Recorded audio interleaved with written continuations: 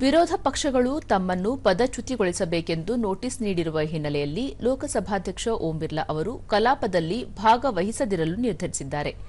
Notice ವಿಚಾರ ಇತ್ಯರ್ಥವಾಗುವ ತನಕ ಕಲಾಪ ಮುನ್ನಡೆಸುವುದರಿಂದ ಅವರು ಹಿಂದೆ ಸರಿದಿದ್ದಾರೆ. ನೈತಿಕ ಕಾರಣ ನೀಡಿ ಓಂ ಬಿರ್ಲಾ ಅವರು ಈ ನಿರ್ಧಾರ ಕೈಗೊಂಡಿದ್ದಾರೆ. ಡೆಪ್ಯೂಟಿ ಸ್ಪೀಕರ್ ಪದಚ್ಯುತಿಗೆ ಸಂಬಂಧಿಸಿದಂತೆ ಸಲ್ಲಿಕೆಯಾದ ನೋಟಿಸ್ ಅನ್ನು ಪರಿಗಣನೆಗೆ ತೆಗೆದುಕೊಂಡರೆ ಅವರು ಸದನದ ಅಧ್ಯಕ್ಷತೆ ವಹಿಸುವುದನ್ನು ಸಂವಿಧಾನದ 96ನೇ ವಿಧಿ ನಿರ್ಬಂಧಿಸುತ್ತದೆ. ಈ ವಿಷಯವಾಗಿ ಲೋಕಸಭೆಯಲ್ಲಿ ಚರ್ಚೆ ನಡೆದಲ್ಲಿ ಸ್ಪೀಕರ್ ಓಂ ಬಿರ್ಲಾ ಅವರಿಗೆ ತಮ್ಮನ್ನು ಸಮರ್ಥಿಸಿಕೊಳ್ಳುವುದಕ್ಕೆ ಅವಕಾಶ ನೀಡಲಾಗುತ್ತದೆ.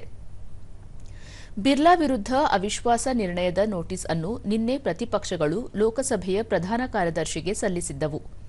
ನಿಯಮಗಳ ಪ್ರಕಾರ ನೋಟಿಸ್ ಅನ್ನು ಪರಿಶೀಲಿಸಿ ಪ್ರಕ್ರಿಯೆಗೊಳಿಸಲಾಗುವುದು ಎಂದು ಲೋಕಸಭಾ ಸಚಿವಾಲಯದ ಮೂಲಗಳು ತಿಳಿಸಿವೆ. ಕಾಂಗ್ರೆಸ್, ಡಿಎಂಕೆ, ಸಮಾಜವಾದಿ ಪಕ್ಷ, ಆರ್ಜೆಡಿ ಮತ್ತು ಎಡಪಕ್ಷಗಳು ಸೇರಿದಂತೆ ವಿರೋಧ ಪಕ್ಷಗಳ 118 ಸದಸ್ಯರು ನೋಟಿಸ್ಗೆ ಸಹಿ ಹಾಕಿದ್ದಾರೆ. ಆದರೆ ಟಿಎಂಸಿ ಸಂಸದರು ನೋಟಿಸ್ಗೆ ಸಹಿ ಹಾಕುವುದರಿಂದ ದೂರ ಉಳಿದಿದ್ದಾರೆ.